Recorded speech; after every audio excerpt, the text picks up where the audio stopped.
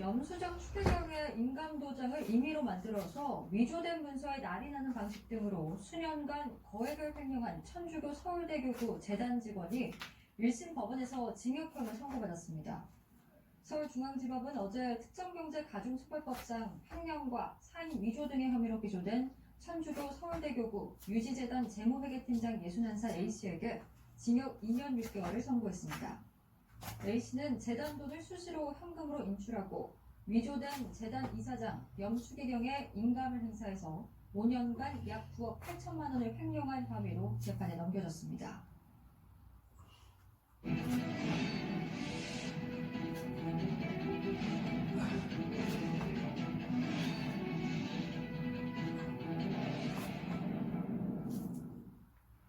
조 바이든 미국 대통령 취임 후 미국과 중국의 고위급 회담이 처음 열렸습니다.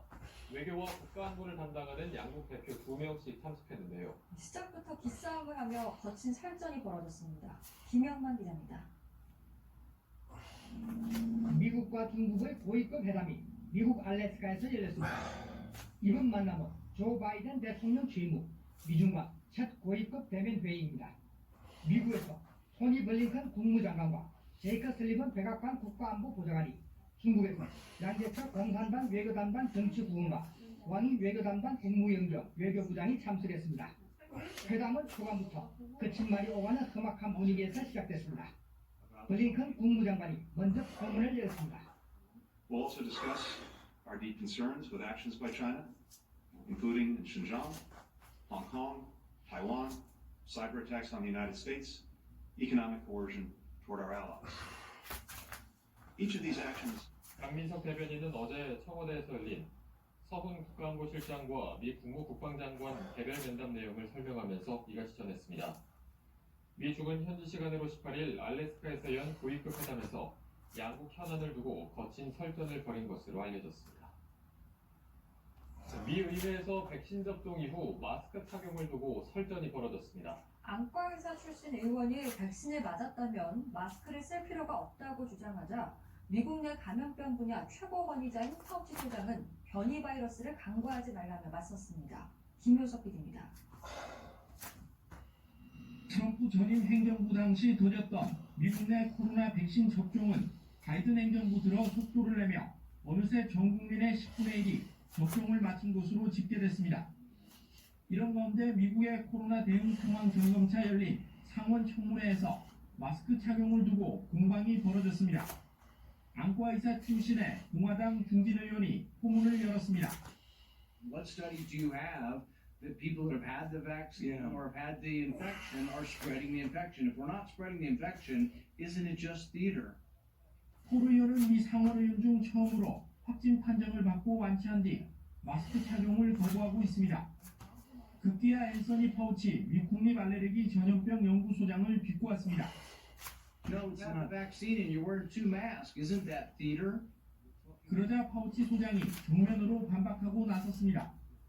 Well, let me just state for the record that masks are not theater. Masks are protective. 그러면서 전염성이 높은 변이 바이러스의 출현은 코로나에서 회복했거나 백신을 맞은 이들도 위협한다고 강조했습니다. In the South African study conducted by J&J, they found that people who were infected with wild type and were exposed to the variant in South Africa, the 351, it was as if they had never been infected before. 미국의 코로나19 감염자는 여전히 수만 명에 달하는 상황. 보건당국의 경고에도 여러 주가 잇따라 마스크 착용 의무화를 폐지하면서 재확산 불안감이 커지고 있습니다. 연합뉴스TV 김효섭입니다. 서울시 등 일부 지자체가 외국인 노동자에 대한 코로나19 검사를 의무화했었는데요. 지자체는 방역을 위한 불가피한 조치라고 강조하고 있습니다. 외국인 차별이라는 비판 목소리도 커지고 있습니다. 홍정원 기자입니다. 경기도의 한 임시선별 검사소 모습입니다.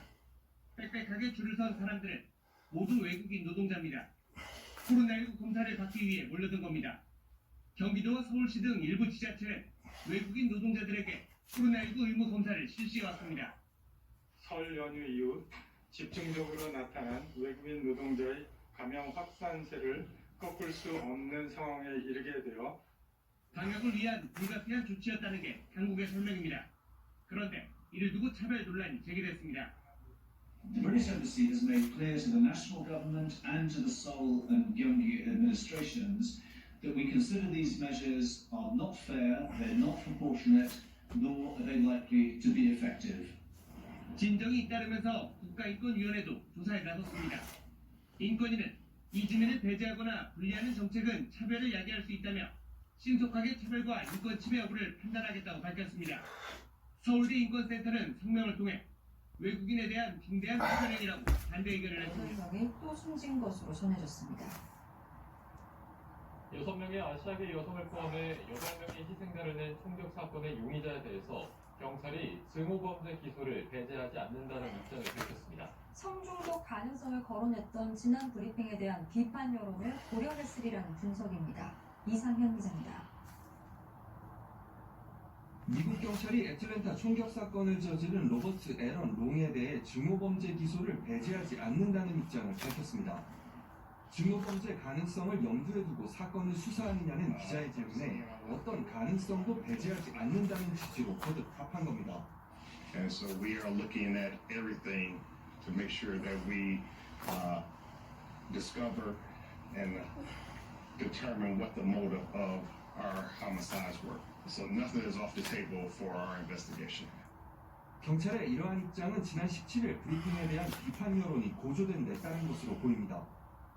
경찰은 당시 피의자 롱의 발언을 여과없이 공개하며 그가 성중독에 빠졌을 가능성이 있다고 발표했고 이에 대해 경찰이 증오범죄의 본질을 가리려 한다는 비판이 제기됐습니다. 경찰은 또 롱이 범죄 장소 가운데 아시아계 여성 4명의 희생자가 나온 애틀랜타의 마사지업소 2곳을 자주 다녔다고 밝혔습니다. 이런 가운데 당초 법원에 출석할 예정이었던 롱은 변호인을 통해 서면으로 출석 포기 의사를 밝힌 것으로 전해졌습니다. 형사소송법상 체포되면 72시간 내 판사를 대면해 체포의 적합성이나 보성 여부 관련 신문을 받게 되는데 이를 포기한 겁니다. 일단 롱이 총격 사실을 자백한 것으로 알려진 가운데 출석 취소의 구체적 이유는 공개되지 않았습니다. 연합뉴스 이상현입니다.